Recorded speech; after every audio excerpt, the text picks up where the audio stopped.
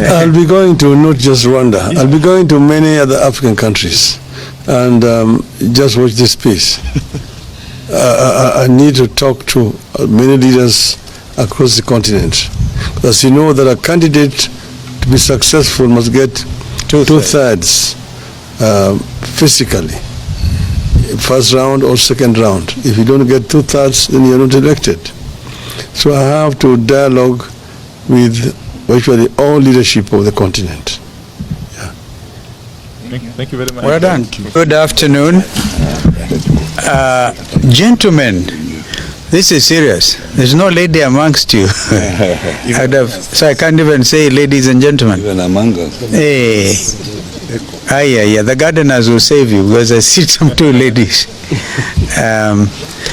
We have had a very good session, and as the Azimio leadership, Azimio la Umoja One Kenya leadership, and we have agreed that our brother Jeremiah Kioni, Secretary General of Jubilee, and one who was also the chair of our technical team during the National Dialogue Committee, reads our statement today. Mheshimiwa Jeremiah. Asante. This is a statement on meeting of Azimio Summit that was held today, March the 5th, 2024. We have had a meeting of the summit, which is Azimio la Umoja One Kenya Coalition Party's top decision-making organ.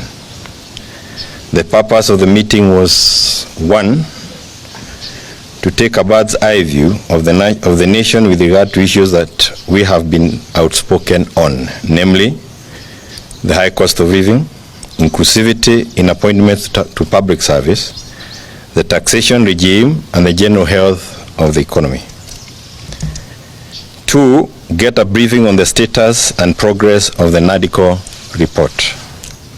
Three, get a briefing on the progress and status of Azimio leader, Right Honorable Raila Odinga's bid for the chairmanship of the African Union Commission. On the state of the economy, the summit maintains that the view that the tax burden being borne by Kenyans is unreasonable and unsustainable. The Kenya Kwanza regime is failing the test of being caring and compassionate. Paying taxes should never be a punishment, but a patriotic duty. Under the KK regime, taxation is a punishment that is hurting the entire economy. We remain opposed to the 16% tax on petroleum products. We remain opposed to the housing tax and its colonial undertones that make it look like the infamous hut tax of the colonial era.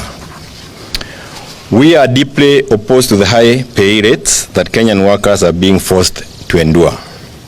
We remain opposed to the subjection of the retiree pensions to taxation. We also remain opposed deeply to the idea of subjecting farm produce to taxation. It is our position that forcing farmers to part with 5 shillings for every 100 shillings they make from their farm produce is unreasonable and cruel.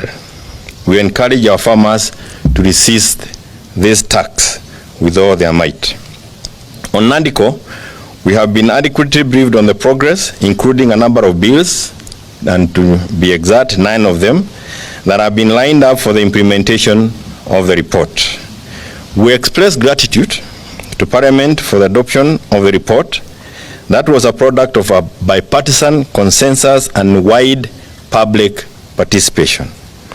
We retain the view that the report must be implemented as is. It is also our position that the processing of the NADCO report and the bills should be fast-tracked.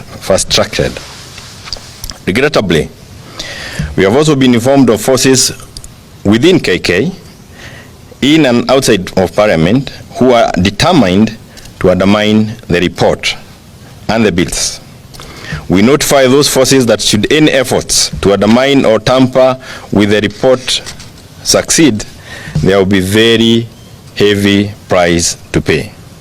In this regard, we call on Honorable William Ruto to rein on the speakers of the two houses of parliament and a number of members of the national executive who are hell-bent on derailing the NADCO report and the bills.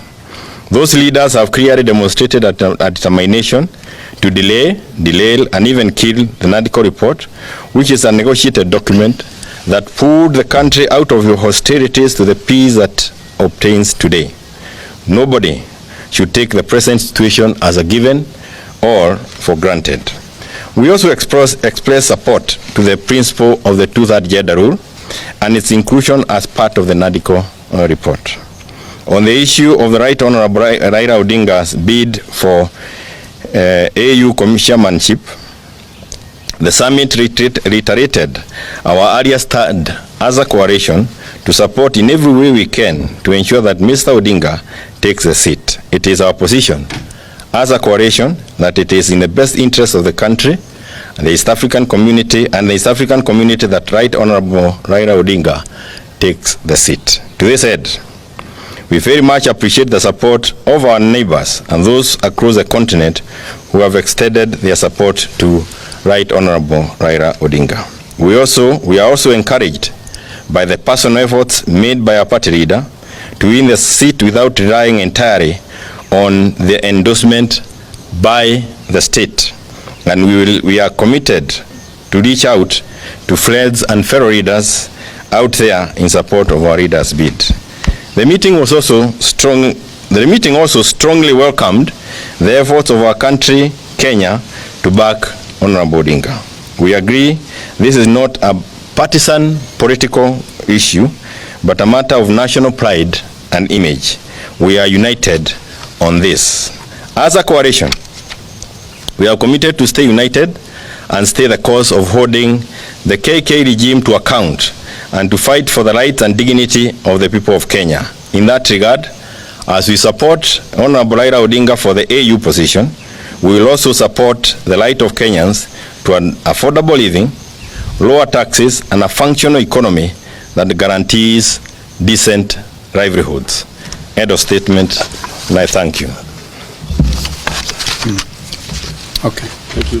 Just perhaps mention that our sister, Honorable Mother Karua, traveled to Dar es Salaam last night. Should have otherwise been here with us. We have our apology. Thank you. Well done. Kuna swali?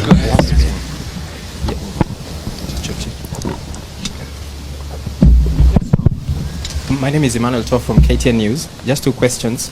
The IBC boundary reviews is expected to happen this month, according to the Constitution, but we have a crisis, some sort of. What would be your position on how we can get out of this and do that in time? We actually dealt with that matter. It's in the National Dialogue Committee report where we proposed, correct me, Opio Mandai, I think we proposed moving from, is it 12 years to 20 years, all there, so that we can escape the crisis. Thank you. Lastly, last time 7 countries had given a nod to Raila's bid. You said 7? 7 countries that... There will be more, I can assure you.